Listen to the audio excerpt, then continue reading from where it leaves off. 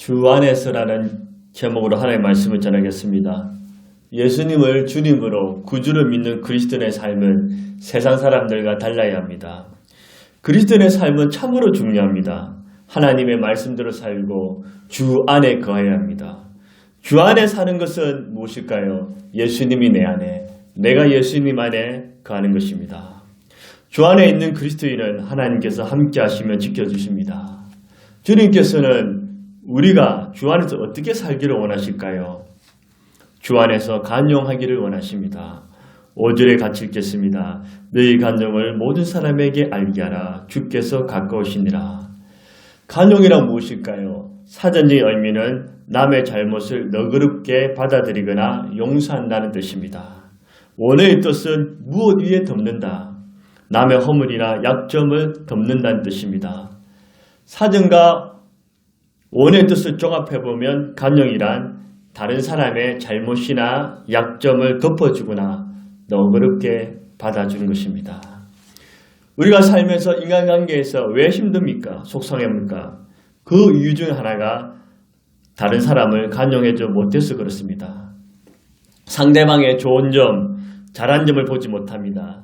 나에게 잘해준 것 잊어버리고 손해와 상처를 준 것은 잊지 않습니다. 반면에 상대방의 약점과 실수는 너무 잘 보입니다. 여기서 갈등과 고민이 시작됩니다. 다른 사람의 장점을 보지 못하고 약점만 보고 산다면 나 자신이 피곤해지고 힘든 삶을 살게 됩니다.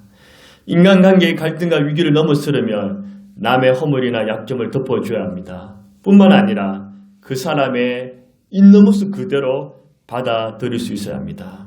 그렇다고 해서 그 사람의 잘못을 무조건 옹호하고 잘했다는 뜻은 아닙니다. 어떤 죄는 잘못한 것에 대한 벌을 받아야 합니다. 그리고 생명을 다룬 일은 조금의 실수도 허락해서는 안 됩니다. 그렇지 않고 나와의 관계에서는 상대방의 허물을 덮어줄 수 있어야 합니다. 잠언 17장 9절에 보면 허물을 덮어주는 자는 사랑을 구하는 자요. 그것을 거듭 말하는 자는 친한 벗을 이간하는 자니라. 허물을 덮어주는 게 사랑이고 그 허물을 계속 얘기하는 것은 이간질하는 것이다. 베드로전서 4장 8절에도 사랑은 허다한 죄를 덮느니라. 노아가 포도주를 마시고 취해서 벌거벗은 모습을 볼 때 노아의 아들 함은 아버지 하체를 보고 비웃고 조롱하면서 형제들에게 고자들합니다.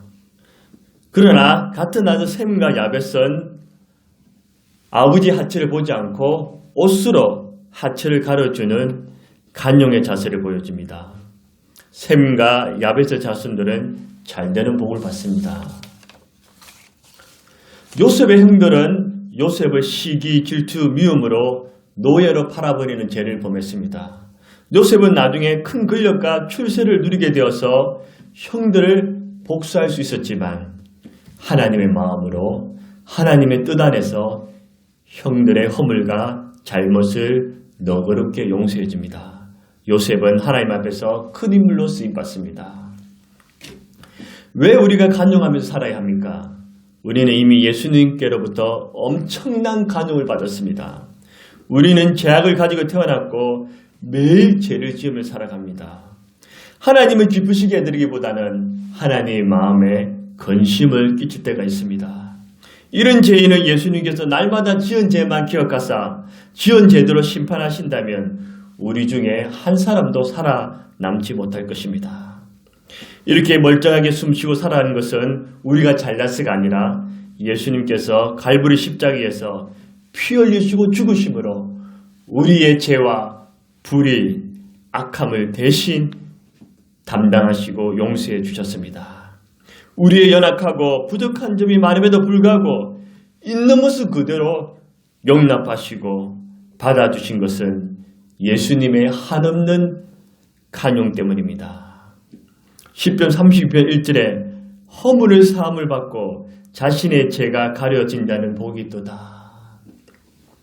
시편 103편 10절 11절에도 우리의 죄를 따라 우리를 처벌하지 아니하시며 우리의 죄악을 따라 우리에게 그대로 갚지 아니하셨으니 이는 하늘이 땅에서 높음같이 그를 경외하는 자에게는 그의 인자심이 크심이로다.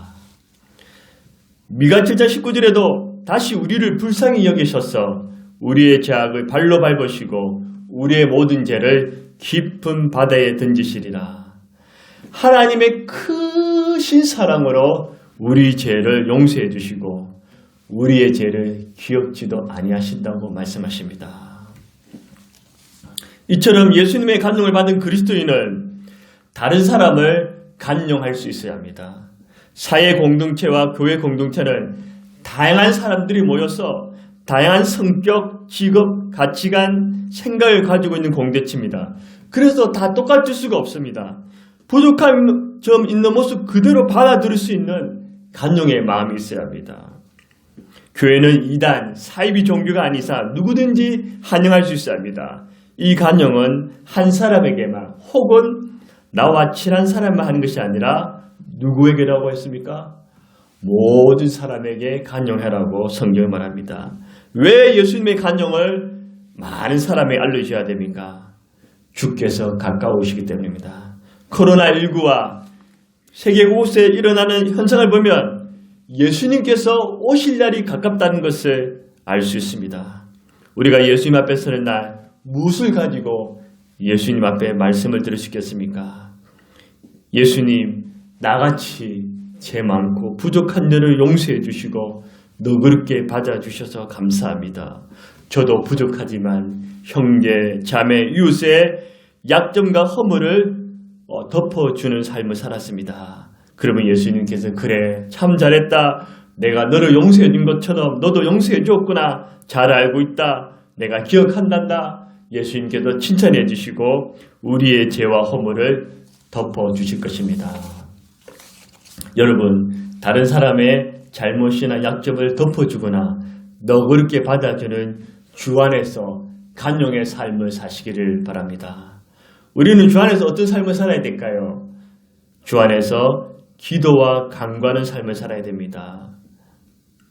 주 안에서 기도와 간구의 삶을 살기 전에 하지 말아야 할 것이 있는데 무엇일까요? 아무것도 염려하지 말라는 것입니다. 6절에 보면 아무것도 염려하지 말고, 염려의 사전적 의미는 앞일에 대하여 여러 가지 마음을 써서 걱정한다는 뜻이고, 원어의 뜻은 마음과 생각이 나누어지고 쪼개진다는 뜻입니다. 염려를 종합해보면 앞일에 대하여 여러 가지 마음을 써서 마음과 생각이 나누어져서 걱정하는 것입니다. 우리의 기쁨과 평안, 만족을 빼앗는 요소가 무엇입니까? 근심, 걱정, 염려입니다. 염려는 기쁨의 반대입니다. 근심과 불안, 두려움, 염려가 생기면 기쁨을 잃어버립니다. 기도가 잘 되지 않습니다. 감사가 사라집니다. 스트레스를 크게 받습니다. 우왕좌왕합니다. 마기백화점에서 다른 것은 세일을 해도 절대로 세일하지 않는 품목이 있습니다. 무엇일까요? 바로 염려입니다. 염려는 세일하지 않아도 인간들에게 마스크보다도 불티나게 팔리기 때문입니다. 염려란 하나님께서 마침표를 찍었는데 내가 또다시 물음표를 붙이는 것입니다. 여러분 마음과 생각을 나누게 만드는 염려가 있습니까? 코로나19 전염병이 걸릴까 두렵습니까? 코로나가 언제 끝날지 모르는 염려가 있습니까? 여러 가지 질병으로 고통을 당합니까? 나가는 돈은 많고 들어오는 돈이 적어서 속상하십니까? 가족, 부부, 부모, 자녀가 걱정됐습니까? 사람들과의 관계가 힘드십니까? 산더미처럼 쌓인 일 또는 일이 없어서 걱정이 되십니까? 과거의 일을 가지고 아직도 고민하십니까? 불투명한 미래가 보이지 않으십니까? 성경은 무엇이라 말씀합니까? 염려를 많이 해라. 염려를 많이 하면 좋은 일이 생긴다. 그렇게 말씀하지 않습니다. 그럼 염려를 조금은 해도 괜찮아. 그렇게도 말씀하지 않습니다. 아무것도 염려하지 말라. 아무것도 염려하지 말라는 것입니다. 잠언 15장 13절에 마음의 근심은 심령을 상하게 하느라 근심, 염려, 괴로움은요, 인간의 마음을 상하게 한다는 것입니다. 문제를 가지고 몇 달 동안 자나깨나 계속 고민하고 염려해 보십시오. 마음에 큰 병이 생깁니다. 마태복음 7장 34절에도 그러므로 내일을 염려하지 말라. 내일은 내일 염려할 것이요 한날의 괴로움은 그날에 족하니라. 예수님이 말씀하셨습니다. 너 지금 그 염려를 내일 미리 염려하지 말라고. 내일은 내일 염려하고 지금은 염려하지 말라는 것입니다. 베드로전서 5장 7절에도 내 염려를 다 주께 맡기라. 이는 그가 내일을 돌보심이라. 우리의 염려를 주님께 맡기면 주님이 돌봐주신다는 것입니다. 우리는 어떻게 해야 됩니까? 기도와 간구해야 됩니다. 6절에 보니 다만 모든 일에 기도와 간구로. 내 마음이 세상과 환경, 문제와 고통만 하면 염려와 두려움이 생기지만 생각과 마음을 돌려서 주 예수님께 가면 기도와 간구가 됩니다. 항상 기도와 간구로 주 하나님 아버지 앞에 나아가면 염려와 걱정을 이겨낼 수 있습니다. 기도와 간구는 비슷한 것 같지만 차이가 있습니다. 기도는 모든 일반적인 기도입니다. 간구는 특별한 기도 제목, 구체적인 기도 제목을 말합니다. 기도가 넓은 기도라면 간구는 깊은 기도를 할 수 있습니다. 기도에서 간구로 나아갈 때 강력해집니다. 기도는 하나님 아버지를 바라보면서 부르면서 찾는 것이고 간구는 하나님 아버지께 특정한 문제와 필요에 대해서 구체적으로 기도하는 것입니다. 예를 들어서 주여 아버지 코로나19를 해결해 주십시오. 이 질병을 고쳐주십시오. 물질을 채워주십시오. 가정의 문제를 해결해 주십시오. 믿지 않는 영혼들이 구원받게 해주십시오. 이 문제와 고통을 해결해 주십시오. 구체적으로 간절히 구하는 것이 간구입니다. 기도와 간구로 하나님 아버지 앞에 나아가야 합니다. 하나님을 바라보지 않고 염려와 걱정, 문제만 집착하면 하나님은 작아 보이고 내 마음은 불안하고 초조해집니다. 내 염려와 고통이 아무리 커 보여도 하나님을 의지하면서 기도하고 간구한다면 문제와 염려는 점점 작아지고 하나님은 크게 보일 것입니다. 우리는 수시로 흔들리고 작고 연약하지만 하나님은 변함이 없으십니다. 하나님은 신실하십니다. 하나님은 작으신 분이 아니라 여전히 크신 하나님이십니다. 모든 것을 아시고 모든 것을 할 수 있는 전능하신 우리 아버지가 되십니다. 크고 놀라신 하나님께 해결 못할 문제가 있겠습니까? 문제와 염려 해결되지 않은 채 계속 남아도 괜찮습니다. 크신 하나님은 우리를 버리지 않으시고 떠나지 않으십니다. 하나님께서는 언제나 우리와 함께 하시고 사랑하십니다. 히브리서 13장 5절에 보면 그가 친히 말씀하시기를 내가 결코 너희를 버리지 아니하고 너희를 떠나지 아니하리라 하셨느라. 하나님 우리를 결코 버리지 않고 떠나지 않으신다는 것입니다. 우리는 어떻게 주님 앞에 해야 됩니까? 감사함으로 하나님께 아뢰야 합니다. 6절에 보니 너희 구할 것을 감사함으로 하나님께 아뢰라. 기도와 간구하는 데 조건이 하나 있습니다. 그것은 원망과 불평이 아니라 구할 것을 하나님 감사합니다. 감사합니다. 감사합니다 하면서 아뢰라는 것입니다. 기도하면서 탄식하는 것은 좋으나 원망과 불평한 분이 계시는데 그런 기도는 기도가 아닙니다. 감사가 없는 기도는 참 기도가 아니고 하나님께서 기뻐하지 않습니다. 모세 시대 이스라엘 백성들이 앞에 홍해가 가로막고 뒤에 바로 군대가 쳐들어왔을 때 어떻게 했습니까? 그들도 부르짖었습니다. 부르짖었습니다. 하지만 감사함이 아니라 원망과 불평이었습니다. 물이 없을 때도 양식이 필요할 때도 적들이 침범할 때도 부르짖었습니다. 그러나 그 부르짖음이 감사가 아니라 원망과 불평뿐이었습니다. 모세는 똑같은 문제 있지만 그 문제를 가지고 원망과 불평하지 않습니다. 크신 하나님을 바라보면서 하나님을 의지하면서 감사함으로 아뢰입니다. 감사함으로 기도할 때 하나님께서 기뻐하시고 영광 받으십니다. 시편 시편 14절에 보면 감사로 하나님께 제사를 드리며 23절에는 감사로 제사를 드린 자가 나를 영화롭게 하나니 하나님 감사합니다. 감사합니다 하면 하나님이 영광 받으시고 하나님 이름이 빛내진다는 겁니다. 감사로 기도하면 하나님께서 흡족해 하시면서 감동하십니다. 기도의 문도 잘 열리고 기도 응답도 더 잘 받습니다. 염려와 걱정은 사라지고 더 좋은 것으로 채워주십니다. 믿으시기를 바랍니다. 우리가 아무것도 염려하지 말고 기도와 간구로 감사함으로 하나님께 아뢰면 하나님이 우리를 어떻게 하실까요? 마음과 생각을 지켜주십니다. 7절 같이 읽겠습니다. 하나님의 평강이 그리스도 예수 안에서 너희 마음과 생각을 지키시리라. 염려와 걱정은 마음과 생각을 쪼개고 쪼개는 것이지만 기도와 간구를 감사함으로 하나님께 아뢰면 하나님께서 어떻게 하신다고요? 마음과 생각을 다스려 주십니다. 하나님의 평강이 그리스도 예수 안에서 지켜주십니다. 하나님의 평강은 환경이나 외부적인 것이 아니라 하나님께로부터 오는 것입니다. 내 안에 일어나는 내적 평안입니다. 평안은 염려, 걱정, 두려움의 해독제입니다. 염려와 근심의 독을 순환시켜줍니다. 평안은 기쁨의 열매입니다. 어떤 보약보다도 면역제보다도 탁월한 것이 평안입니다. 기도와 간구로 감사함으로 하나님께 아뢰기 전에는 언제나 염려, 걱정, 두려움, 공포, 짜증이 내 마음과 생각을 지배했지만 기도와 간구로 하나님 감사합니다. 하나님 도와주세요. 하나님 감사합니다. 아뢰면 염려와 걱정, 두려움, 불만 대신 하나님의 평강이 그리스도 예수 안에서 내 마음과 생각을 지켜주십니다. 여기서 지켜준다는 것은 군대 용어입니다.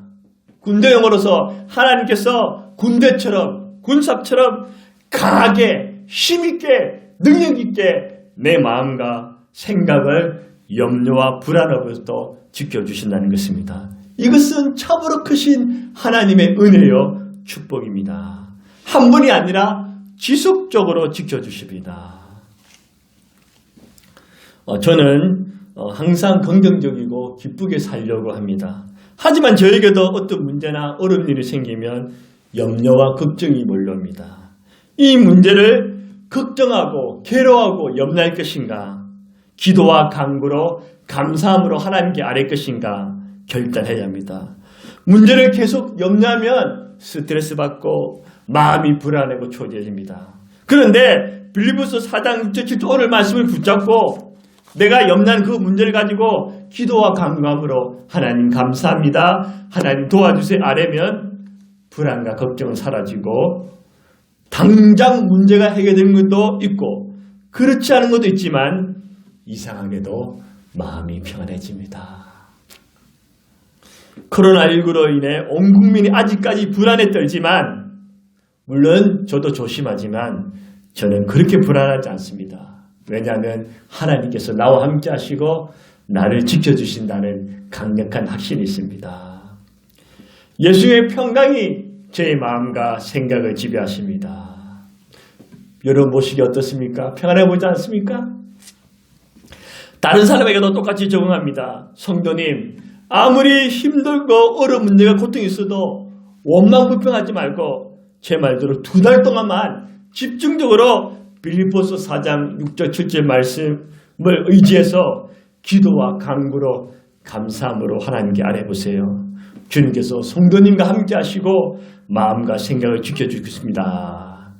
저희 말을 듣고 실천하신 분들은 한결같이 목사님 말씀대로 하니 마음에 큰 평안이 임한다고 간증합니다.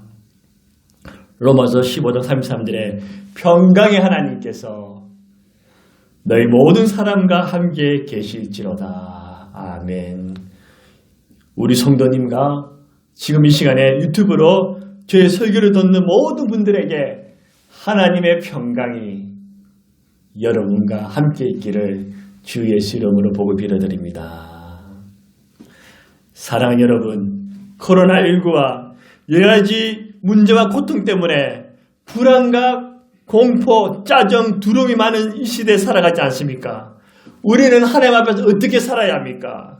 다른 사람을 간용하지 못하고 늘 불안, 초조, 염려, 두려움을 삶에 살겠습니까?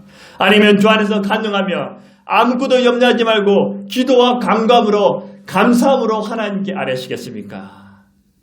주 안에서 간용하시고 주 안에서 기도와 간구로 살아가세요. 그러면 틀림없이 전능하신 하나님께서 하나님의 평강으로 여러분의 마음과 생각을 강하게 힘있게 지켜주시고 여러분의 삶을 도와주실 것입니다. 할렐루야, 할렐루야, 할렐루야, 아멘.